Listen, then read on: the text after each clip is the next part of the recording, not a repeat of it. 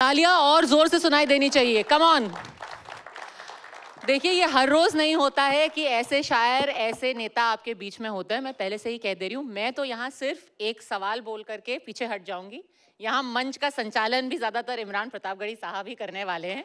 मैंने बड़ी कोशिश की यहाँ पे कि मैं 2-3 शेर थोड़े यहाँ रट करके आऊं, हो नहीं पाया मुझसे तो बीच में पढ़ दिया करूंगी व्हाट्सएप से। लेकिन इमरान साहब, ये बताइए, आपकी जिंदगी काफी मुश्किल है। अभी जिस तरीके का पोलराइज्ड एटमॉस्फेयर चल रहा है, एक तो आप शायर, ऊपर से आप ऑफेंड करते हैं लोगों को अपनी शायरी से, तीसरा आपको एक मुस्लिम फेस माना जाता है आपकी पार्टी का, चौथा उस पार्टी पर इल्जाम लग जाता है कि भाई आप तो अब एक सिर्फ मुस्लिम पार्टी बन गए हैं। कैसे आप उसको हैंडल कर पाते हैं?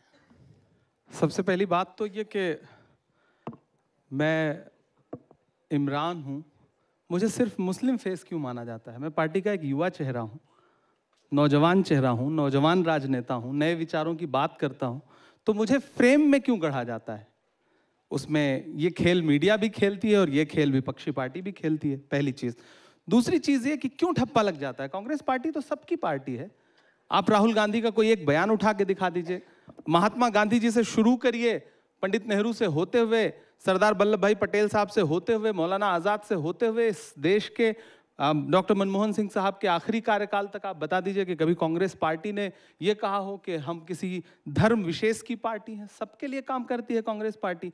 तो जो इल्ज़ाम लगा करके राजनीतिक फायदा भारतीय जनता पार्टी उठाना चाहती है, उस खेल में मीडिया क्यों फंसता है? मुझे लगता है मीडिया को तो क्लियरिटी लानी चाहिए, मीडिया को तो खुल के बताना चाहिए कि भारतीय जनता पार्टी का प्रोपेगेंडा है ये। फायदा तो कांग्रेस भी उठाती है ना, तो शाहीन बाग में ही आपको सामने क्यों करती है? कुंभ में तो वो आपका चेहरा सामने नहीं लाती। नहीं, कब हमको कांग्रेस पार्टी ने कब आगे किया शाहीन बाग में? नहीं, जब भी कोई ऐसे मुद्दे होते हैं, वक्फ के मुद्दे होते हैं, दरअसल शाहीन बाग के अब यही आंदोलन में पद्मजा जी आप सबसे मुखर आवाज थे। यहाँ देखिए, यहाँ होता क्या है ना, आपकी पार्टी नहीं करती है, मीडिया ढूंढती है।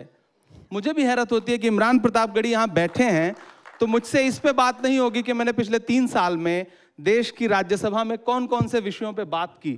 मुझसे बात होगी कि इमरान प्रतापगढ़ी आप तो मुस्लिम फेस हैं, इमरान प्रतापगढ़ी आप तो शाहीन बाग में खड़े थे। आप, मैं इलाहाबाद विश्वविद्यालय का पढ़ा हूँ, मैं संगम के किनारे पला बढ़ा हूँ, मुझसे ज्यादा कुंभ शायद किसी ने देखे हो।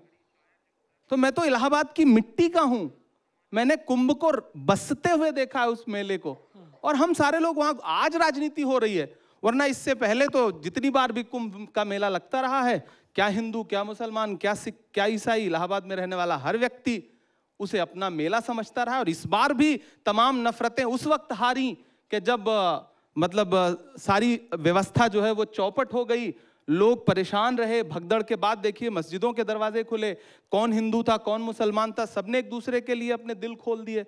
तो हिंदू मुसलमान तो रह ही नहीं गया वहां पर। ये तो जबरदस्ती का बनाया हुआ एक नैरेटिव है जो भारतीय जनता पार्टी को सूट करता है, सरकारों को सूट करता है। लेकिन ये बात भी सच है कि कांग्रेस, आपको लगता नहीं है कि, जैसे आपने कुंभ की बात कर ली और आपने कहा कि क्यों ये एक गलत धारणा बनाती है, ये सब मीडिया की गलती है। सर, सॉरी टू से, पिछले हफ्ते आपने इफ्तार की पार्टी रखी, वहां राहुल गांधी जी गए और क्या तुलना की गई? 1.5 महीना कुंभ चला, नहीं गए ना वो इफ्तार पार्टी में? गए। तुलना किसने की? सभी एक आम जनमानस भी से सवाल क्यों किया तुलना? तुलना राहुल गांधी इससे पहले जब केदारनाथ गए तब तो आपने उनको हिंदू हृदय सम्राट का खिताब नहीं दिया। इससे पहले जब वो हजारों सीढ़ियां चढ़ करके वैष्णो देवी जी के दर्शन करने गए तब किसी ने उनको हिंदू हृदय सम्राट का खिताब नहीं दिया। आज जो इमरान प्रतापगढ़ी के घर पे इफ्तार करने चले आए तो आपने तुलना करनी शुरू कर दी। क्यों की? मीडिया ही तो तुलना कर रहा है ना, भाजपा ही तो तुलना कर रही है ना। तो भारतीय जनता पार्टी जब इस तरह की तुलना देश के सामने रखती है अपना राजनीतिक फायदा लेने के लिए, तब उस समय मीडिया जो है अपना दायित्व तो क्यों नहीं निभाता? सर, आपको लगता नहीं है कि अगर, चलिए आप लोग 60 करोड़ का वो जो आंकड़ा है वो नहीं मानते हैं, 66 करोड़ का, मैं कह रही हूं कि वहां पे अगर 2 लोग भी गए, 1.5 महीना चला महाकुंभ, चलिए वो 144 साल वाला नहीं था, वो हर 12 साल वाला ही सही, लेकिन जब केदारनाथ गए, वो वैष्णो देवी गए, सबने उनकी सराहना की।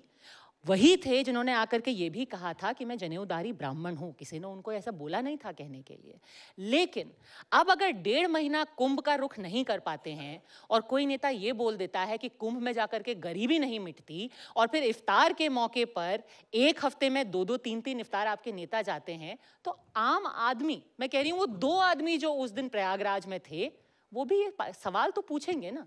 सवाल तो बिल्कुल पूछना चाहिए कि मोहन भागवत जी गए थे कुंभ में? उम्मीद है आरएसएस आपका जवाब देगी। नहीं, आप बताइए गए थे कि नहीं? आपको तो हमसे ज्यादा आप जागरूक हैं, आप मीडिया का हिस्सा हैं, तो जाहिर सी बात है आप आरएसएस के कई नेता गए थे। नहीं, मोहन भागवत जी गए थे कि कांग्रेस के भी कई नेता गए थे। दिग्विजय सिंह जी गए थे, उनकी फोटो भी आपको दिखी होगी। डीके शिव कुमार जी गए थे और उनका विरोध हुआ। उनके बाद किसने विरोध किया? कांग्रेस पार्टी ने विरोध किया। किसने? आपके नेता हैं कर्नाटक में। मुझे एक नेता का नाम बता दीजिए कर्नाटक में किस नेता ने विरोध किया। यही नैरेटिव है जो भाजपा का नैरेटिव है जिसमें मीडिया साथ देती है। मुझे एक नेता का नाम बता दीजिए। किसी नेता की मजाल नहीं है।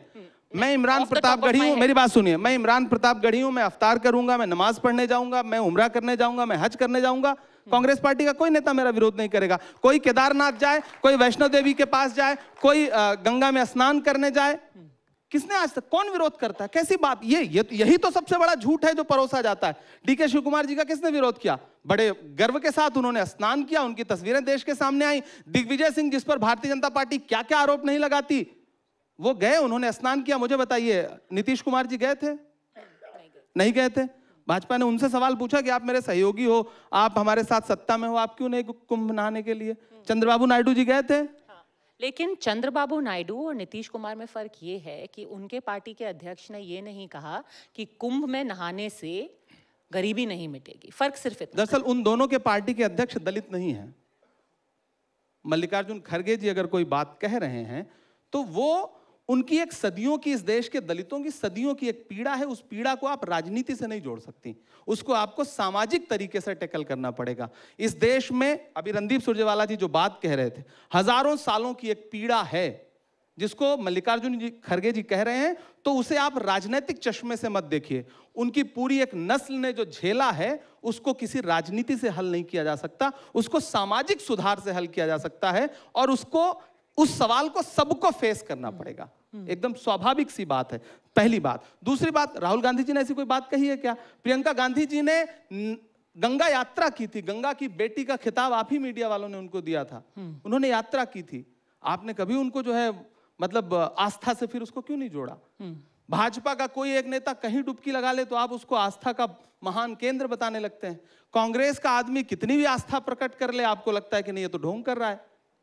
राहुल गांधी जी मंदिर में जाकर के, महाकाल के दर्शन करने जाकर के, शिव से बड़ा भक्त, शिव का सबसे बड़ा भक्त, महाकाल के सबसे बड़े भक्त राहुल गांधी जी हैं। वो हमेशा शिव भगवान की बात करते हैं, तब तो आप उनको हिंदू हृदय सम्राट नहीं बताते हैं। ये जो मतलब, यही मैं कहता हूं ना, ये दोहरा व्यक्तित्व है मीडिया का, जो हमेशा कांग्रेस के साथ खेलती है मीडिया।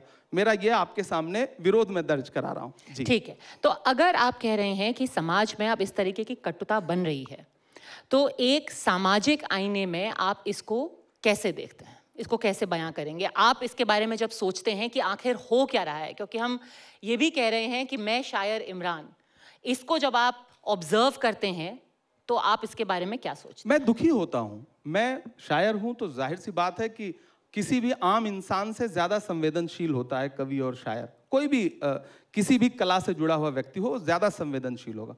मैं दुखी होता हूं इस तरह के आरोप देख करके, इस तरह की बातें सुन के, कि जब सत्ता के शीर्ष पर बैठे हुए लोग जिस तरह की भाषा का इस्तेमाल कर रहे हैं चंद राजनीतिक फायदे के लिए, थोड़े से वोट बढ़ जाएंगे, जिस तरह की भाषा का इस्तेमाल कर रहे हैं, वो शर्मनाक है और वो आने वाली पीढ़ी को बहुत नुकसान देगी। इस बात, सत्ता पे जब आप बैठते हैं तो आप किसी धर्म के नहीं रह जाते हैं। जब मैं देश के संविधान की शपथ लेता हूं देश की संसद में खड़ा होकर के, तो मैं भले ही मुसलमान हूं, लेकिन जब मैं राजतंत्र मेरे हाथ में आएगा तो उस वक्त मेरा दायित्व होगा कि क्या हिंदू, क्या मुसलमान, क्या सिख, क्या ईसाई, क्या दलित, क्या बौद्ध, क्या पारसी, क्या किसी भी धर्म का हो, किसी भी समाज का हो, मेरे लिए समान है वो। मैं उसके लिए, मैं अपनी व्यक्तिगत आस्था में किसी चीज को चुन सकता हूं, लेकिन देश का कोई धर्म नहीं है। देश का सिर्फ एक धर्म है, डॉक्टर बाबा साहब अम्बेडकर की लिखी हुई किताब देश संविधान से चलेगा, जिसकी बात राहुल गांधी जी करते हैं। तो इसे धर्म के चश्मे से ना देखिए, बिल्कुल मत देखिए। मैं पूरे देश से ये कहना चाहता हूं। आज जब रमज़ान के महीने में और होली के आसपास जब बात हुई थी गुजिया और सेवइयों की, क्यों लगता है आपको ऐसा माहौल क्यों बना है? बनाया गया और है। इसको बनाया गया है। बदला कैसे जा सकता है? बनाया गया है। विक्रांत भाई हैं, आपके संवाददाता हैं, वो मेरे यहाँ सेवई खाते हैं, मुझे बुलाते नहीं, वरना मैं इनके यहाँ गुजिया भी खाने जाऊंगा। ये बुलाएं मुझे, मैं बिल्कुल खाऊंगा। ये तो बनाया गया है ना, ये तो सत्ता को फायदा दे रहा है, इसलिए सत्ता के इशारे पर उनके अपने लोग इस तरह की भाषा बोल रहे हैं। और अफसोस ये है कि अब अधिकारी भी वो भाषा बोलने लगे जो राजनेता बोलते थे, और उन पे कोई अंकुश नहीं लगाया जा रहा है।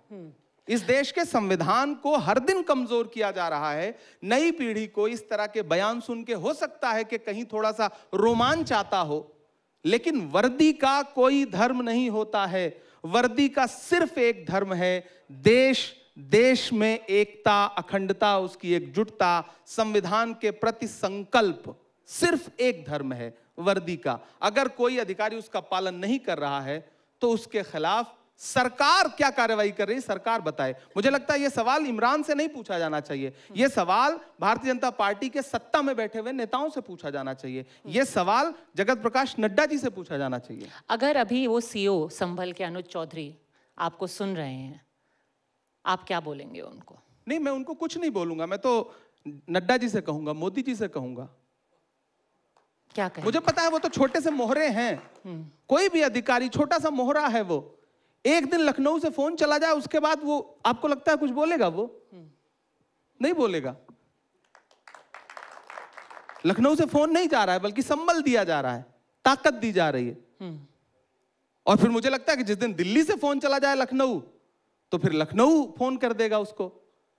ये कब होगा? मैं इसी बात को तो देश की संसद में हर बार उठाता हूं कि ये जो भाषा बोली जा रही है देश में, ये बुलवाई जा रही है। ऐसे ही नहीं, इससे पहले भी तो ईद आती थी, इससे पहले भी तो होली आती थी, इससे पहले भी तो अलविदा होता था, जुमे की नमाज होती थी। इससे पहले कोई अधिकारी इस तरह की भाषा क्यों नहीं बोलता था? और अगर आज बोल रहा है तो उसका जिम्मेदार कौन है? जिम्मेदारी क्या दोनों तरफ की नहीं होती है? क्योंकि कहते हैं कि ताली एक हाथ से नहीं बजती। अगर आप कह रहे हैं कि माहौल खराब हो रहा है, माहौल तो तब भी खराब होता है अगर कोई औरंगजेब का महिमा मंडन करने लगता है। और आप कह रहे हैं कि ठीक है ये डिस्ट्रैक्शन है, मीडिया की गलती है। मीडिया तो किसी के मुंह में उंगली डाल करके नहीं कह रही है कि आप औरंगजेब को कहिए कि वो बहुत महान नेता थे, बहुत महान नायक थे। कौन बता या रहा कोई है ये भी नहीं कह रहा। सर, मैं जिम्मेदारी से ये कहना चाहती हूँ। कौन बता रहा है महान? मैं जानना चाहता हूँ उस व्यक्ति का नाम। क्या बताया? अबू आजमी ने क्या बताया? उन्होंने कहा कि वो भी एक महान नायक, उनका एग्जैक्ट अगर वर्ड मैं याद करूं, उन्होंने कहा कि औरंगजेब भी उनकी अपनी जगह है इतिहास हर में। व्यक्ति वाक्पटु नहीं होता। औरंगजेब भी एक महान आदमी था। हर व्यक्ति वाक्पटु नहीं होता। बहुत सारे नेता ऐसे हैं जो बोलना कुछ और चाहते हैं, भाषा में वाक्पटुता नहीं होती, कुछ और निकल जाता है, मीडिया उसको कुछ और बता के पेश करता है, भाजपा उसको कुछ और बता करके देश के सामने रख देती है। इस देश में नायक महात्मा गांधी हैं, पंडित जवाहरलाल नेहरू हैं, सरदार वल्लभ भाई पटेल हैं, मौलाना आजाद हैं। जिन जिन लोगों ने, डॉक्टर बाबा साहब अंबेडकर हैं, इस देश को जब मुझसे पूछा जाए तो मैं ये कहूंगा कि इस देश को जिन जिन लोगों ने लोकतंत्र दिलाने में, संविधान दिलाने में रत्ती भर भी मदद की है, वो सब इस देश के नायक हैं। और बाकी कोई नायक नहीं है। पर अबू आजमी अब जबरदस्ती के नायक ढूंढ करके, खलनायक ढूंढ करके, राजेश रेड्डी का एक शेर है कि नई लाशें बिछाने के लिए गड़े मुर्दे उखाड़े जा रहे हैं। ये गड़े मुर्दे उखाड़ना बंद करिए। कौन उखाड़ रहा है? आप सोचिए ना, इसके पीछे फायदा किसको है? 300 साल पुराना, 400 साल पुराना इतिहास बताइए। अभी कहिए कि 1857 में जब अंग्रेज जो है वो गोलियां मार रहे थे, उन पे बात कर लीजिए तो बात नहीं करेंगे। जलियांवाला बाग पे बात कर लीजिए तो उस पे बात नहीं करेंगे। यहां जाकर के कोई एक बोर्ड लगा होगा तो उस पे कालिक पोत देंगे। लेकिन इसी दिल्ली में बहुत सारे अंग्रेजों से जुड़े हुए स्मारक हैं, उनकी यादें हैं, उस पे एक शब्द नहीं बोलेंगे। तो ये जो राजनीति है इसको समझिए, और मतलब ऊपर वाले के लिए इस राजनीति से देश को आजाद कराइए, वरना ये राजनीति देश को बहुत खराब दिशा में ले जा रही है, अराजक बना रही है, लोगों को बहुत नुकसान हो रहा है। ये मैं पूरे देश से कहना चाहता हूं। 400-500 सालों का इतिहास सुन करके, गड़े मुर्दे उखाड़ करके, उस पर संवाद करके, उस पर बात करके क्या हासिल हो जाएगा? और बहुत महत्वपूर्ण बात, आप बहुत पढ़ी लिखी हैं, मैं भी थोड़ा बहुत पढ़ा लिखा हूं। हम इतिहास को कैसे समझें? किताबों से समझें या व्हाट्सएप यूनिवर्सिटी पे जो भाजपा का आईटी सेल भेज रहा है उसको सत्य माने? मैं यहां बैठ के टीवी 9 पे पूछना चाहता हूं। नहीं, हमें सिर्फ तथ्यों पे जाना चाहिए। तथ्यों पे जाना चाहिए। तथ्यों तथ्य पढ़िए, हमसे कुछ पूछने के बजाय कि कौन नायक था, कौन खलनायक था। आप खुद इतिहास में ढूंढिए ना कि किसकी क्या स्थिति थी, किसके बारे में क्या लिखा है। इस पे नेताओं से आप बुलवाओगे, भारतीय जनता पार्टी फिर उस पे काउंटर करेगी। वो जैसे मुर्गा लड़ाने वाला खेल चल रहा है, फायदा कोई और उठा रहा है। मैं इस पूरे खेल के खिलाफ हूं। दरअसल मैं चूंकि शायर भी हूं, नेता बाद में हूं, तो मैं इस पूरे खेल को मैं अभी सवाल जब पूछ रहे थे विक्रांत जी रणदीप सुरजेवाला जी से, तो मैं उस समय सदन में मौजूद था जब ये सब हो रहा था। जब वो बोल रहे थे रामजीलाल सुमन जी, तो सत्ता पक्ष के सारे लोग चुपचाप बैठे थे। फिर थोड़ी देर बाद उनको याद आया कि इस पे तो फायदा उठाया जा सकता है राजनीति। फिर राजनीति शुरू हुई। नहीं, किसको याद तो राजनीति रामजीलाल सुमन को नहीं याद आया कि राजनीतिक फायदा दोनों को नहीं याद उठाया आया। दोनों को नहीं याद आया। ना रामजीलाल सुमन जी को उस समय याद था, ना भाजपा को याद था। मैं तो बैठा था ना, हम तो तटस्थ थे, हम तो तीसरी तरफ थे। तो गलती इसमें किसकी है? अब जिसकी आप गलती निकाल दें। नहीं, आप तो मौजूद नहीं, हम कह रहे हैं, नहीं, मैंने कहा ना, आप जिसकी गलती चाहे उसकी गलती निकाल दें। नहीं, लेकिन अल्टीमेट मेरी बात सुनिए। मैंने कहा ना, मैंने मीडियल हिस्ट्री पढ़ी है, मैंने एंशिएंट हिस्ट्री पढ़ी है, मैंने मॉडर्न हिस्ट्री पढ़ी है, मैं पढ़ा लिखा व्यक्ति हूं। मैं तो कह रहा हूं ना, मैं तो देश से पूछना चाहता हूं कि मैं इतिहास की किताबों से पढ़ूं, इतिहास की किताबों में जो लिखा है उससे उस पे बात करूं, या जो व्हाट्सएप यूनिवर्सिटी पे और फेसबुक पे रोज पढ़ाया जा रहा है उस पे बात करूं। नहीं, बिल्कुल इतिहास की किताबों पे बात करें। इसीलिए क्यों? वो मीडिया में मौजूद हर व्यक्ति पढ़ा लिखा है। भारतीय जनता पार्टी का भी हर नेता पढ़ा लिखा है, ज्यादातर तो पढ़े ही लिखे हैं। तो वो क्यों नहीं उन किताबों को उठा के पढ़ते? और फिर रणदीप जी ने बहुत अच्छी बात की, मैं बार बार उनको कोट कर रहा हूं कि आप सवाल ना करो किसी अच्छे विषय पे, इसलिए उठा के लाएंगे। आप पूछोगे कि भैया इसी देश में 100 रुपए किलो टमाटर कैसे बिक रहा है, तो बोलेंगे औरंगजेब क्रूर था या अन्यायी था। मानते हो कि नहीं मानते हो? अरे बिल्कुल मानते हैं भाई, पूरा देश मानता है। तो इसमें सवाल कहां से बनता है? हर राजा जो सत्ता के विस्तार के लिए लड़ रहा था, उस सब अपने समय में उसने क्रूरता दिखाई, कोई भी राजा रहा। तो हम उन राजाओं पे बात करने के बजाय जो आज के राजा हैं, जो औरंगजेब से भी मतलब ज्यादा सत्ता विस्तार के लिए लालायित हैं और परेशान हैं और उससे भी बुरा बर्ताव कर रहे हैं जनता के साथ, उन पे बात करें कि हम उस पे जाकर के 500 साल पुरानी बातों पे बात करें। सर देखिए, मीडिया हर बार जो है एक पंचिंग बैग बन जाता है। पर मुर्गा लड़ाई आप हमेशा नेताओं को ही पंचिंग बैग बनाना चाहते हो, तो बना लो, मैं बनने के लिए तैयार हूं। मुर्गा लड़ाई, सच बात तो ये है सर, शुरू तो नेता करते हैं, वो हल्के से अपना एक हिंट डाल देते हैं। अबू आजमी जी से भी हमने तो नहीं बुलवाया। जब मैं मंचों पे था कभी सम्मेलन में, हमने तो नहीं भेजा। जब मैं मंचों पे था तो मैं भी नेताओं पे बहुत कविताएं सुनाता था और बेचारा नेता सामने बैठ करके ताली बजाता था। अब खुद नेता हूं तो मैं सुनने के लिए तैयार हूं, आप सुनाएं, मुझे कोई दिक्कत नहीं। मैं मानता हूं कि सारी गलती नेताओं की ही है। नहीं, लेकिन नेताओं में भी आकर के रोकने का दायित्व तो किसका है? सत्ता आपको क्यों मिलती है? महाराष्ट्र में आपकी सरकार, उत्तर प्रदेश में आपकी सरकार, दिल्ली में आपकी सरकार। आप जो इतिहास देश के सामने रखना चाहते हैं, 10-11 साल में उसको स्थापित क्यों नहीं कर पा रहे हैं? इसका मतलब है तो आप झूठा इतिहास पढ़ाना चाहते हैं। अच्छा, आप 10 लोगों को भेज करके कालिक पुतवाएंगे, उसके बाद कार्रवाई का नाटक करेंगे। ये प्रहसन चल क्यों रहा है? एक झटके में सब बदल दीजिए ना। रोज रोज ये खेल क्यों खेल रहे हैं? जितने अंग्रेजों के नाम पे रोड हो सबके नाम बदल दीजिए। मुगलों से इतनी आपत्ति है, सब बदल दीजिए। बहादुर शाह जफर जो आखिरी मुगल बादशाह, जिसने 1857 की जंग में अंग्रेजों के खिलाफ भारत के संग्राम का नेतृत्व किया, जिसकी अगुवाई में रानी लक्ष्मीबाई से लेकर के तात्या टोपे तक सब लड़ रहे थे, उस इतिहास को भी मटिया मेट कर दीजिए। कर दीजिए ना, आपके हाथ में है, कर दीजिए। पर इस विषय पे एक आखिरी चीज बोलना चाहती हूँ। अभी संघ से भी ये सवाल पूछा गया था, उन्होंने कहा था कि बार बार अपनी राजनीति के लिए औरंगजेब को क्यों याद किया जाता है? यही तो मैं पूछना चाहता हूं। दारा को भी याद कर सकते हैं। अच्छी बात आपने कही। मुझे हैरत है कि भाजपा फिर संघ को क्यों नहीं मान रही आजकल? क्योंकि भाजपा के नेता पहले जिक्र नहीं करते। क्या नागपुर के अंदर औरंगजेब जिंदाबाद के नारे लगाए गए। महाराष्ट्र में एक और जगह थी सर, पहली बात तो जहां किसी ने व्हाट्सएप स्टेटस डाल दिया औरंगजेब पे। आपके पास ऐसा कोई विजुअल है जिसमें जिंदाबाद के नारे लगाए जा रहा? मुझे सुना दें। लड़कों ने मुझे सुना दें। मैं महाराष्ट्र से सांसद हूँ, निकलवा करके दिखाते हैं। मैं महाराष्ट्र से सांसद हूँ, नागपुर के अंदर प्रोटेस्ट हुआ। सांसद हूँ, मुझे उस पूरे घटनाक्रम की जानकारी है। मैं पूरी जिम्मेदारी से टीवी 9 पे कह रहा हूँ कि ऐसा कोई भी विजुअल, ऐसा कोई भी ऑडियो आप सुनवा दें। ठीक है, वहां पर नारे लगे हैं, ऑन कैमरा लगे। ये झूठी बात है, निरी झूठी बात है। मैं पूरी जिम्मेदारी से बात कह रहा हूं, कोई नहीं लगाता, कोई नहीं लगा सकता, किसी को इससे कोई लेना देना नहीं है। अगर आपके पास कोई वीडियो आया होगा तो वो भाजपा के आईटी सेल का डॉक्टर्ड वीडियो होगा, मैं जिम्मेदारी से कह रहा हूं। और अगर ऐसा हुआ है तो इस किसी एफआईआर में दर्ज हुआ है या नहीं? हाँ, उनके खिलाफ एफआईआर हुआ है। नहीं, एफआईआर में ये दर्ज हुई है चीज कि औरंगजेब के नारे लगे, औरंगजेब जिंदाबाद, कहां पे दर्ज हुई? और यही कहीं महाराष्ट्र में इस पे भी एफआईआर हुई है। और एक शख्स ने औरंगजेब को लेकर के व्हाट्सएप का अपना स्टेटस लगाया, उसको लेकर के तनाव हो गया, उस पे भी एफआईआर। जो कुछ भी हुआ उसके पीछे की पूरी कहानी ये है, जो मैंने वहां के लोगों से बात की, कि जब तक औरंगजेब का पुतला लेकर के या उनकी फोटो लेकर के जो विरोध प्रदर्शन किया जा रहा था, उससे किसी को कोई तकलीफ नहीं थी। कोई एक चादर मजार से उठा करके उसको लपेट करके जब उसको जलाया गया तो एक अफवाह ये फैली कि उस पर कुरान की आयतें लिखी हुई थी, अफवाह फैली। अब मैं यहां आता हूं, दिन भर विरोध प्रदर्शन चलता रहा, प्रोटेस्ट चलता रहा, पुलिस क्या कर रही थी, लॉ एंड ऑर्डर क्या कर रहा था? उन्होंने एफआईआर दर्ज की, एफआईआर 12:30 बजे एफआईआर दर्ज करने से जिम्मेदारी खत्म हो गई। आग लगी, दुकानें जली, घर जले, या फिर लोगों की गाड़ियां जली, वो शाम के 7:30 बजे शुरू हुआ। लोग जख्मी हुए। तब तक दिन भर प्रशासन क्या कर रहा था? मुख्यमंत्री का गृह क्षेत्र है, किसका फेल्योर है? मुख्यमंत्री का फेल्योर नहीं है ये। इंटेलिजेंस ब्यूरो क्या कर रही थी? एलआईयू क्या कर रहा था?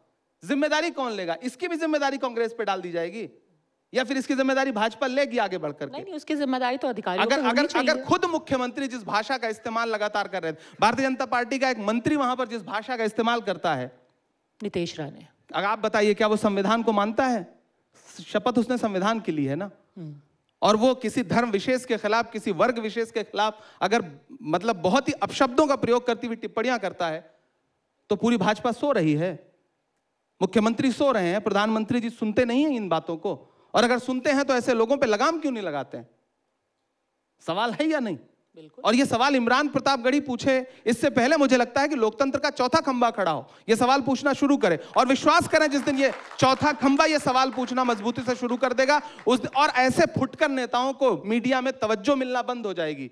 तो ये जितने सोशल मीडिया के फुटेज पाने की चाह में घूम रहे हैं, दुकानें बंद करवाते हुए, भाषणबाजी करते हुए, ये सब दो कार्यक्रमों में इनको फुटेज ना मिले, ये सब घर बैठ जाएंगे। इनको लगेगा कि इन्वेस्टमेंट ज्यादा हो रहा है, आउटकम कम आ रहा है। अभी इनको लगता है कि इन्वेस्टमेंट चवन्नी का है, आउटकम बहुत अच्छा आ रहा है। मैं जाके एक बयान दे देता हूं, कितनी मुश्किल से साफ सुथरी राजनीति करने वाला व्यक्ति जिंदगी भर चप्पल घिसता है, मेहनत करता है, जनता के बीच में जाता है, लोगों से मोहब्बत की बातें करता है, उसको मीडिया में कभी कोई जगह नहीं मिलेगी। लेकिन एक कोई नेता खड़ा होगा और कहेगा कि ये दुकान बंद करो, ये नाम कैसे लिखा है, इस नाम को बदल दो, वो अगले दिन देश भर में वायरल है। सबसे शॉर्टकट रास्ता है। और फिर भारतीय जनता पार्टी टिकट लेके खड़ी है कि आओ भैया, तुम सभासद बनो, तुम विधायक बनो। ये जो पूरी राजनीति है, मतलब मैं तो कोशिश कर रहा हूं कि मैं तो किसी दिन आदरणीय प्रधानमंत्री जी से मिलकर कहूंगा कि आप कतर के अमीर को बुला करके गले लगाते हैं, शेख तमीम को, आप सऊदी के क्राउन प्रिंस सलमान को गले से लगाते हैं, आप शेख हसीना की मेहमान नवाजी करते हैं प्रोटोकॉल तोड़ के। इस देश में जो कुछ घट रहा है उसको क्यों नहीं देख रहे हैं आप? देखिए, उस पर बात करिए, इतिहास आपको याद रखेगा अगर आप ऐसा कुछ बेहतर कर पाए तो। जी, आज का जो टॉपिक है वो है कांग्रेस की कहानी, शायर हिंदुस्तानी। आज के दिन 2025 में क्या है कांग्रेस की कहानी, आगे की क्या है रणनीति कांग्रेस की? किस तरीके से आप कह रहे हैं कि एक साफ सुथरी राजनीति करना चाहते हैं, हम धर्म के आधार पर राजनीति नहीं करना चाहते, तो क्या है वो फॉर्मूला जो एक यंग फेस, मैं मुस्लिम फेस नहीं कहूंगी, यंग फेस जो है कांग्रेस? शुक्रिया, मैं खुद चाहता हूं कि मुझे यंग फेस कहा जाए। यंग पढ़ा लिखा फेस। मैं इस देश की संसद में जब पहुंचा तो मैं आज देश को TV9 पे बताना चाहता हूं कि मैंने पहली जो तकरीर की, सबसे पहली बात तो जब मैं आया तो लोगों को लगता था कि इमरान प्रतापगढ़ी नाम है तो जाएगा, अल्लाह के नाम पे शपथ लेगा, उर्दू में शपथ लेगा। मैं हिंदी लिटरेचर का स्टूडेंट रहा हूं, तो जब मैंने हिंदी में शपथ ली तो बहुत सारे मुझे देश के एक बहुत बड़े पद पे बैठे हुए व्यक्ति ने बुला के कहा कि अरे तुम्हारा नाम इमरान प्रतापगढ़ी, तुमने हिंदी में शपथ ली। तो मैं भी चौंका कि मतलब मानसिकता क्या बनी हुई है। मैंने जो पहला 0 आवर लगाया, जो मैंने सबसे पहली स्पीच की, वो इलाहाबाद विश्वविद्यालय में एक झटके में 400% फीस बढ़ा दी गई स्टूडेंट की, 300% फीस बढ़ा दी गई हॉस्टल की। मैंने उसके खिलाफ पहली स्पीच की। मैं हर मुद्दे पे बात कर रहा हूं। मैं बिल्कीस के लिए भी आवाज उठा रहा हूं तो हाथरस की बिटिया के लिए भी आवाज उठा रहा हूं। मैं किसानों के लिए आवाज उठा रहा हूं तो सीधी में प्रवेश शुक्ला ने जिस आदिवासी युवक के चेहरे पर पेशाब की थी भाजपा के नेता ने, मैं उसके लिए भी संसद में आवाज उठा रहा हूं। मैं तुम्हें अपने उसूलों की कसम देता हूं, मुझको मजहब के तराजू में न तौला जाए। मैंने इंसान ही रहने की कसम खाई है, मुझको हिंदू या मुसलमान न समझा जाए। मैं कोशिश कर रहा हूं। और सच में देखिए, आप कह रहे हैं कि कांग्रेस का भविष्य क्या है या कांग्रेस 2025 में कांग्रेस क्या है। हमारे नेता राहुल गांधी जी ने एक नारा दिया, ये लड़ाई संविधान बचाने की है। हम संविधान बचाने का नारा देके किसी को डरा नहीं रहे, हम सही सही कह रहे हैं कि संविधान को खतरा है। मैं यहां बैठ के पूछना चाहता हूं कि ईद जैसा त्योहार, जो मुसलमानों का सबसे प्रमुख त्योहार है, हरियाणा में ईद की छुट्टियां कैंसिल कर दी जाती हैं, जबकि संविधान बाकायदा यह कहता है कि हर धर्म का जो प्रमुख त्योहार होगा उस पर आज की छुट्टी होगी। यह संविधान पे हमला है या नहीं है? कैंसिल नहीं, किसको रिस्ट्रिक्टेड हॉलिडे रिस्ट्रिक्टेड क्यों कर दिया गया? क्या आप दूसरे धर्मों के प्रमुख त्योहारों पे ऐसा करने का साहस जुटा पाएंगे? चूंकि आपको मुसलमानों को प्रताड़ित करने पे एक तबका है जो आपको लगता है कि खुश हो रहा है, आपका नेतृत्व खुश हो रहा है। शायद अगर नहीं हो रहा है तो फिर नेतृत्व तो सवाल पूछना चाहिए नेतृत्व को। क्या इतना पराया कर दिया है आपने? आप सौगातें मोदी यही दे रहे हैं, आप जो किट बांट रहे हैं उस किट में यह पर्ची है क्या कि ईद की छुट्टी कैंसिल कर दी जाएगी, छत पे नमाज नहीं पढ़ने दी जाएगी? क्या उस किट में ऐसा है क्या कुछ? और अगर ऐसा नहीं है तो फिर अगर कोई राज्य नेतृत्व ऐसा कर रहा है तो सवाल कौन पूछेगा? सत्ता के शीर्ष पे बैठा हुआ व्यक्ति। प्रधानमंत्री जी का दायित्व है, गृह मंत्री जी का दायित्व है, भारतीय जनता पार्टी के राष्ट्रीय अध्यक्ष का दायित्व है कि पूछें। अगर नहीं पूछ रहे हैं तो इसका मतलब उनकी शय है, वो ऐसा चाहते हैं। और क्या समझा जाए? तो सारे सवाल अंततोगत्वा विपक्ष के बजाय तो सत्ता पक्ष की तरफ घूम के खड़े हो जाते हैं ना। सारे माइक का मुंह तो सत्ता पक्ष की तरफ होना चाहिए, लेकिन अफसोस हमारी तरफ है। नहीं, हमारा ही कत्ल हो रहा है, हम ही मुल्जिम भी हैं, क्या बताएं, बड़ा मसला है। आपकी तरफ तो इसलिए क्योंकि हम कांग्रेस के भविष्य की बात कर रहे हैं, और भविष्य कांग्रेस, तो आप जैसे नेता कांग्रेस का भविष्य पद्मजा जी वही है जो इस देश का भविष्य है। मैसेज क्या है आज कांग्रेस का देश के युवा के लिए, देश के वोटर के लिए, फर्स्ट टाइम वोटर्स के लिए? आज आपके लिए क्यों वोट किया जाए? आप किस तरीके का नैरेटिव सेट कर? आप कह रहे हैं पूरा नैरेटिव आपके खिलाफ है, आप क्या नैरेटिव सेट? हम दूरदर्शिता की बात कर रहे हैं, हम संविधान और लोकतंत्र के सच्चे मूल्यों को बचाने की बात कर रहे हैं। सुनने में थोड़ा कान से बाहर जाने वाली बात है, लेकिन एहसास होगा जब नौकरियां नहीं रह जाएंगी और आप अपने आप को बेरोजगार भी नहीं कह पाओगे, आपको आकांक्षी युवा कहा जाएगा। मतलब एक तो जख्म दिया जाएगा, फिर उस पे मरहम नहीं नमक रगड़ा जाएगा। आपको आकांक्षी युवा कहने पे मजबूर किया जाएगा। आप बेरोजगार कहोगे तो आपको कहा जाएगा कि पकौड़ा तलो, नहीं तलोगे तो सजा दी जाएगी। तो हम उसे यह एहसास दिलाना चाहते हैं। अभी आया ना कोविड शील्ड ने बाकायदा यह माना कि उनकी वैक्सीन से ब्लड में क्लॉटिंग हो सकती है, आधिकारिक तौर पे। मैंने सबसे पहले जब हार्ट अटैक से मौतें होनी शुरू हुई तो मैंने सबसे पहले स्पेशल मेंशन लगा करके यह सवाल उठाया था, जब देश में इस पे कोई बात नहीं कर रहा था।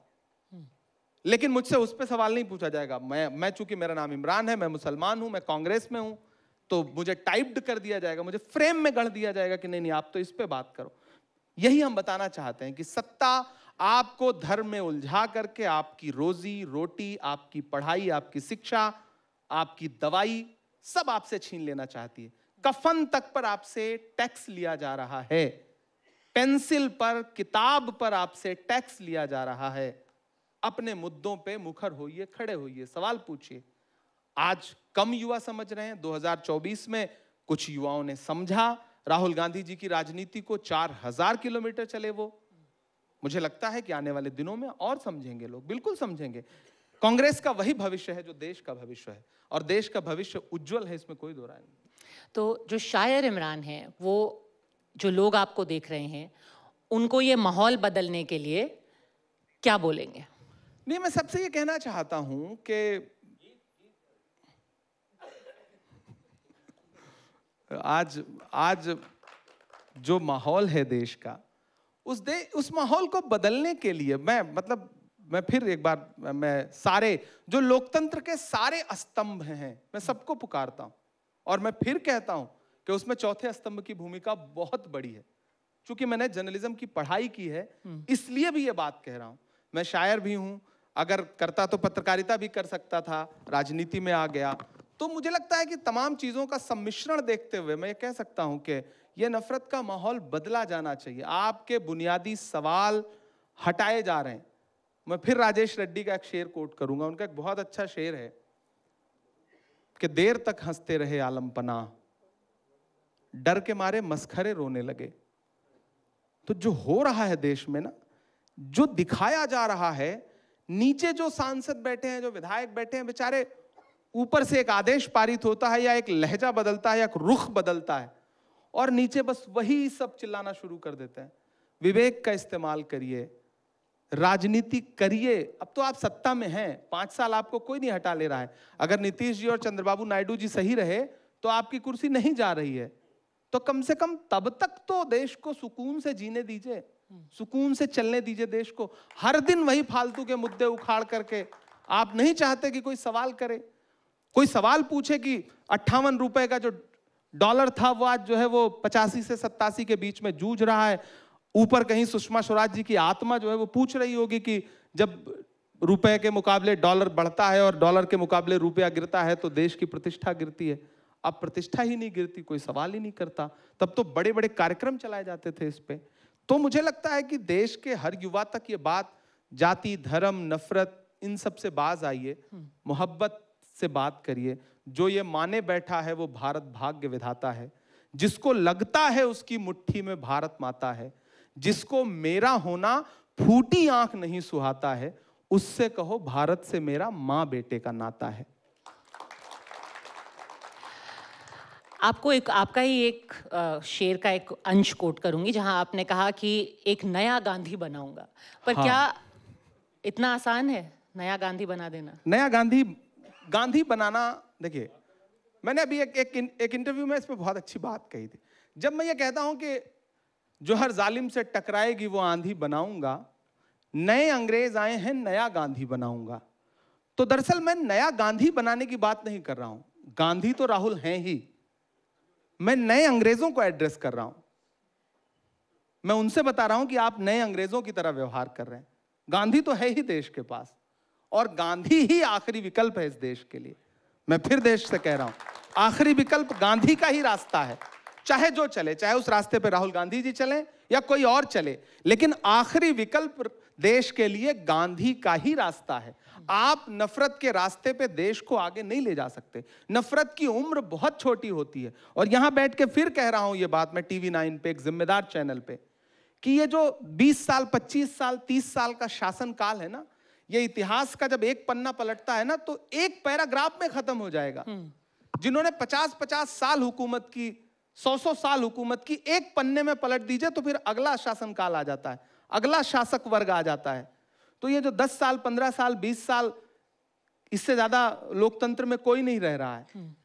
पर ये तो इनको ये समझना पड़ेगा कि देश यहीं रह जाएगा, सत्ता आती जाती रहती है, लेकिन ऐसा मत करके जाइए कि आने वाली पीढ़ियां जब, जैसे आज इतिहास को पलट रही हैं तो क्रूर शासकों के बारे में जो आक्षेप लग रहे हैं, ऐसे ही आक्षेप आने वाले 50 साल बाद आपके ऊपर लगे। ऐसा मत करिए। पर आप जब नए गांधी की बात कर रहे हैं और आपने कहा कि राहुल जी भी गांधी हैं ही, महात्मा गांधी तो एक विचार है, वो सिर्फ एक शख्सियत नहीं है, और उनको तो हर कोई मानता है। आज सुबह सुनील आंबेडकर जी थे यहाँ पर संघ से, और उन्होंने कहा हाँ हम भी मानते हैं कि गांधी जी महात्मा हैं। और उनको ये कह देना कि सिर्फ एक व्यक्तित्व तक ही वो सीमित हैं, या अब राहुल जी ही गांधी हैं, सिर्फ एक सरनेम तक सीमित हो गए। पद्मजा जी, कोई भी विचार एक दिन में थोड़ी बनता है। विचारधारा तो महात्मा गांधी जी भी पहले एक शख्स थे, अकेले चले ना, और उसके बाद पूरा देश पीछे चल पड़ा, फिर एक विचार बन गए वो। आज राहुल गांधी, आपको मैं नहीं कह रहा हूं कि राहुल गांधी अकेले कोई विचार हैं। राहुल गांधी महात्मा गांधी की विचारधारा का अनुसरण कर रहे हैं। विचार तो ऑलरेडी मौजूद है, और वो विचार राहुल गांधी का विचार नहीं, वो महात्मा गांधी का विचार है, वो पंडित नेहरू का समावेशी विचार है, वो मौलाना आजाद का विचार है, वो डॉक्टर बाबा साहब अंबेडकर का विचार है। जिस विचार को लेकर के एक व्यक्ति खड़ा है, संघ ये कहता है कि महात्मा महात्मा है, लेकिन महात्मा की हत्या को हत्या नहीं मानता, वध बोलता है। तो उस शब्दों के खेल को समझिए ना, कि जब दुनिया के किसी भी देश में जाएंगे, एक कोई प्रतिमा अगर भारत के किसी व्यक्ति की मिलेगी तो महात्मा गांधी की मिलेगी, तो वहां जाकर के आपको शीश तो झुकाना ही है। लेकिन फिर मन में फिर अगर गोडसे के लिए रत्ती भर भी आपके मन में श्रद्धा भाव है तो फिर ये तो बहुत शर्मनाक है ना। आप भारत जोड़ो यात्रा का जो संदेश था उसको अगर आपको कन्वे करना होता अपने शब्दों में तो आप क्या कहेंगे, क्या है उस यात्रा का संदेश? मैं देखिए, मैंने तो उस यात्रा से ही ये शेर निकला था जो अभी आपने पढ़ा था कि जो हर जालिम से टकराएगी वो आंधी बनाऊंगा, नए अंग्रेज आए हैं नया गांधी बनाऊंगा। दरअसल राहुल गांधी जी जब उस यात्रा पर निकले ना तो मेरे लिए भी बहुत अचंभित करने वाली बात थी और मुझे भी लगा कि 4000 किलोमीटर, मैंने कई जगह ये बात कही कि आज भी मेरे पैर का एक आध नाखून जो है उंगली का आज भी काला है, वो नाखून पैर के कई बार उखड़े और वो काले पड़े और आप ज्यादा चलें तो पैर के नाखून आपके जूते में घिस घिस के वो उखड़ जाते हैं। जब वो 4000 किलोमीटर, और सोचिए एक ऐसा व्यक्ति 4000 किलोमीटर के लिए निकला पैदल जिस पे आरोप क्या है, वो शहजादा है, वो राजकुमार है, और आरोप किसी छोटे व्यक्ति का नहीं है, प्रधानमंत्री का है, गृह मंत्री का है, खुलेआम मंचों से कि राहुल गांधी तो शहजादे हैं, राहुल गांधी तो राजकुमार है। वो राजकुमार 4000 किलोमीटर चलता है पैदल, भारत की गलियों की खाक छानता हुआ, सड़कों की खाक छानता हुआ। और जो खुद को फकीर कहते थे उन्होंने क्या किया, 10 लाख का सूट, मोवाडो का चश्मा, हुबलोट की घड़ी, 8,500 करोड़ का जहाज, दुनिया के तमाम देशों की यात्राएं। तो फिर फकीर और शहजादा अगर ऐसे विरोधाभासी हैं तो ऐसे फकीर को तो फिर मतलब खुदा खैर करे, और ऐसे शहजादे को तो हम पलकों पे बिठाएंगे कि भाई जो एक टी शर्ट पहन करके पूरे भारत की खाक छान रहा है, लोगों को गले से लगा रहा है, सीने से लगा रहा है। तो असल तो मुझे लगता है कि ऐसा ही शहजादा होना चाहिए। लेकिन इस विमर्श में अगर हम जाएंगे तो फिर वहां पे भी वो मीम बनाएंगे, वो जूतों का बताएंगे कि ये 10,000 का जूता है और ये शर्ट इतने की है, तो ये वो भी तो झूठ बोलते हैं ना। अभी वही जूता पहन के रणदीप भाई भी बैठे थे, आप अपने विजुअल उठा के देख लीजिए। जो जूता राहुल गांधी जी पहनते हैं वही जूता जिसको भारतीय जनता पार्टी का IT सेल 2.5 लाख रुपए का बताता है, वो सेलेक्ट सिटी वॉक में 17,000 रुपए का है। एक दिन मैं भी खरीदने गया था, मुझे कंफर्टेबल नहीं लगा तो मैंने नहीं खरीदा। ठीक है, सही से बता रहा हूं मैं, उस ब्रांड का नाम नहीं ले रहा हूं, नहीं उसका विज्ञापन हो जाएगा। देखिए अब अलग अलग नेताओं का कौन क्या पहनता है ये तो सबको आजादी है, कोई कुछ भी पहने। मैं उस झूठ की बात कर रहा हूं ना कि बीजेपी का IT सेल कैसा झूठ। राहुल गांधी की टी शर्ट, अगर वो ठंडी में टी शर्ट पहन के चल रहे हैं तो मतलब मीम बन रहा है उस पे। अरे भाई, एक व्यक्ति अगर 50 साल से ज्यादा उसकी उम्र है, वो इतना फिट है, इतना युवा है, मैं भी उनके साथ चलता था, मुझे ठंड लगती थी, मैं तो जैकेट पहन लेता था, हम सारे लोग जैकेट पहने रहते थे। वो आदमी फिट है तो उसकी फिटनेस की तारीफ करने के बजाय आप उस पर मीम बनाओगे। जब राहुल गांधी, मुझे याद है कि अल्पसंख्यक मंत्रालय का एक कार्यक्रम था, TV9 को याद होगा, इंडिया गेट के सामने उसमें तो बाटी चोखा खाते हुए प्रधानमंत्री जी ने एक फोटो पोस्ट की थी, और राहुल गांधी जी ने उसी दिन कोविड के आने की, कोविड की सुनामी की घोषणा की थी कि देश में कोविड की सुनामी आने जा रही। तब मेरा ख्याल है 6-7 महीने बाकी थे, और मोदी जी बाटी चोखा खाते रहे। फिर जो बेचारे बाटी चोखा खाने वाले थे उनको ऐसी सड़कों पे दौड़ाया है पैदल कि बिहार तक वो ऐसी अवस्था में गए हैं कि पूरा देश रोया। लेकिन राहुल गांधी की जो घोषणा थी, जो दूरदर्शिता थी, उस पे मीम बनते रहे, और बाद में पूरे देश ने कहा कि राहुल गांधी सही थे। खैर, कोविड पे किसके कितने आंकड़े थे, महाराष्ट्र में कितनी मौतें हुई, इस पे एक अलग से एक लंबी डिबेट कर सकते हैं। लेकिन मैं एक फोकस करना चाहती हूँ जो गुजरात हाई कोर्ट में एक जजमेंट आया है, उसको लेकर के ऑब्वियसली आपने विंडिकेशन क्लेम किया है और वो सही भी है, लेकिन उस पे भी सवाल उठ रहे हैं। मैं जिन दर्शकों को पता नहीं है उनके रेफरेंस के लिए बता दूं कि गुजरात कोर्ट ने क्या बोला। एक वीडियो अपलोड किया था इमरान प्रतापगढ़ी साहब ने, उसको लेकर के FIR हो गई, उसको क्वॉश किया गया और कोर्ट ने बोला even if a large number of persons dislike the views expressed by another, the right of a person to express the views must be respected and protected. Literature including poetry, dramas, film, satire, art make the life of human beings more meaningful. अगर कोई बुरा भी माने तब भी एक आदमी को हक है कि वो जो मन आए वो बोल सके। अब कोर्ट से भी बड़े लोग नाराज हो गए, कह रहे हैं कि ये जो आप अभिव्यक्ति की आजादी है उसको भी लेकर के लोगों के कोर्ट के दोहरे मापदंड हो रहे हैं। शारिक सिद्दीकी का एक शेर है कि कुछ लोग हैं जो उसको खुदा मान रहे हैं, मैं टोक रहा हूं तो बुरा मान रहे हैं। बस बात इतनी सी है। मैं गुजरात गया एक कार्यक्रम में, सामूहिक शादी का कार्यक्रम था 51 जोड़ों की, उसमें कई बच्चे ऐसे भी थे जो यतीम थे, मतलब जिनके माता पिता नहीं थे। मैं उस कार्यक्रम में गया, उस कार्यक्रम में भारतीय जनता पार्टी के लोकल तमाम नेता भी मौजूद थे। मैं वहां पहुंचा, मैं मुख्य अतिथि था, आशीर्वाद देना होता है, मेरी उम्र कम है लेकिन ठीक है, अब जब कार्यक्रम में गए हो तो उसको निभाना पड़ता है। मैंने आशीर्वाद दिया, लोगों से मिला जुला, एक विजुअल आया जिसमें लोग स्वागत में फूल बरसा रहे हैं और मैं लोगों के बीच में आ रहा हूं। मैं लौट के आ गया तो सोशल मीडिया के लिए बहुत सारे लोग आजकल इंस्टाग्राम पे रील चलती हैं तो वो गाना फिट करते हैं, म्यूजिक लगाते हैं। मैं शायर हूं तो कोशिश करता हूं कि अच्छी पोएट्री जो है वो लोगों के बीच में जाए। एक पोएट्री जो वहां पढ़ी भी नहीं गई, 4 दिन 5 दिन बाद मेरे इंस्टाग्राम पे और ट्विटर पे उसी विजुअल पे पोएट्री लगा करके, जो मैंने लिखी भी नहीं है, कोई और गा रहा है उसको, वो पोएट्री लगा करके पोस्ट कर दी गई और उस पे एफआईआर की गई और ये कहा गया कि यहां पे अशांति फैल सकती थी। जो चीज गुजरात में जामनगर में पढ़ी ही नहीं गई। मतलब आप पुलिस किस तरह टूल की तरह काम कर रही है। और मुझे तो हैरत होती है, मैं तो मतलब कई राज्यों के मुख्यमंत्रियों को, भारतीय जनता पार्टी शासित जो राज्य हैं, मैं तो चाहता हूं कि उनको थोड़ा, उनके यहां कुछ आर्ट और लिटरेचर से जुड़े हुए लोग भर्ती किए जाएं। पार्टी में भी थोड़ा साहित्य संगीत समझने वाले लोग भर्ती किए जाएं, जिन्हें अर्थ समझ में आए कविता का। मतलब एकदम सामान्य सी कविता है जिसमें ना कोई नाम लिया जा रहा है। ऐ खून के प्यासो बात सुनो, गर हक की लड़ाई जुल्म सही, हम जुल्म से इश्क निभा देंगे। गर गिरिया आतिशे खतरा है, हम उससे भी इश्क निभा देंगे। गर लाश हमारे अपनों की खतरा है तुम्हारी मसनद को, तो उस रब की कसम हंसते हंसते अपनी लाशें दफना देंगे, हम जुल्म से इश्क निभा देंगे। इसमें सत्ता को मैं चुनौती दे रहा हूं, या प्रधानमंत्री जी के लिए कोई शब्द है, या मुख्यमंत्री के लिए कोई शब्द? इसमें एफआईआर जैसा कुछ लगता है, लेकिन एफआईआर हुई और मैं हाई कोर्ट गया तो हाई कोर्ट ने मेरी पिटीशन खारिज कर दी। फिर मजबूरन मैं सांसद हूं, मेरे जैसे व्यक्ति को अगर न्याय पाने के लिए देश की सुप्रीम अदालत तक आना पड़ता है, तो आप बताइए इस देश में कितने आम लोग हैं जिनके ऊपर पुलिस प्रताड़ना के हजारों केसेस दर्ज हैं और उस पर कोई बात तक नहीं कर रहा है, उनके पास वकील करने का पैसा नहीं है। इस पे सच में देश में बड़ी बहस की जरूरत है। और जिस दिन मुझे देश की पार्लियामेंट में मौका मिला, मैं पार्लियामेंट में इस मुद्दे को बहुत मुखरता से उठाऊंगा और मेरा मानना है कि इस देश में पुलिस रिफॉर्म पे एक बहुत बड़ी डिबेट होनी चाहिए, जरूरत है इस चीज की। पर इमरान साहब, ठीक है, एक छोटा सा सवाल क्योंकि शुरू किया था, इसको लेकर के बहस किस चीज की हुई कि उमेश कोले को क्यों ये अभिव्यक्ति की आजादी नहीं थी? सबको होनी चाहिए, पर उन्होंने तो जान गंवा दी ना, क्योंकि उन्होंने सिर्फ आई सपोर्ट का व्हाट्सएप स्टेटस लगाया। ऐसे बहुत सारे लोग किसी एक राज्य में नहीं, मैं यहां नेता बन के बात नहीं कर रहा हूं, सारे राज्यों में बहुतायत में ऐसा हुआ है कि अभिव्यक्ति की स्वतंत्रता, देखिए अभिव्यक्ति का, आप किसी धर्म को गाली मत दीजिए, लेकिन सत्ता को चुनौती देना धर्म नहीं है। और सत्ता और सत्ताधीश का मतलब ना वो किसी धर्म का देवदूत है ना पैगंबर है। सत्ता के शीर्ष पे बैठे हुए हर व्यक्ति को हर दौर में चुनौती दी जाएगी, हर दौर में बोला जाएगा, हर दौर में उसकी आलोचना की जाएगी।